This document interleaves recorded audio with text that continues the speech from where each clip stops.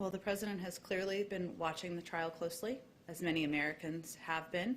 He was also moved by, he was moved by his conversations with the family yesterday.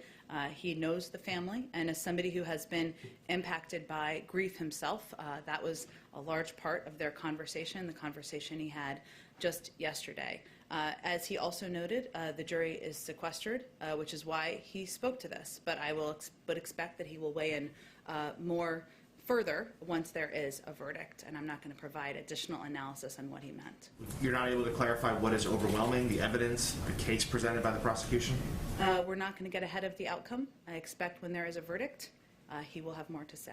Okay. Well, as you say, the president made note that he only spoke out today because the jury was sequestered. But of course, everyone else in Minneapolis and around the country could hear what he said. They'd be in a position to hear what he said today.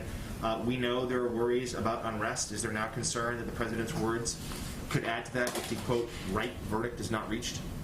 Well, first I would say that regardless of the outcome, the president has consistently called for peace. And our focus, as we are working with state and local authorities, is on providing the space for peaceful protest. And that will be consistent regardless of what the outcome of this the verdict is.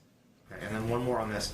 The judge overseeing the case was pretty harsh language yesterday, sort of asked politicians to not weigh in on the matter. Is there concerns now that the president's comments could be grounds for an appeal or even causing a mistrial? Well, I wouldn't. I think those were comments the judge made yesterday. Again, the jury is sequestered, which the president also noted in his comments. He certainly is not looking to influence, but he has been touched by the impact on the family. Hence, he called the family yesterday and had that discussion. And again, I expect he will weigh in further once there is a verdict.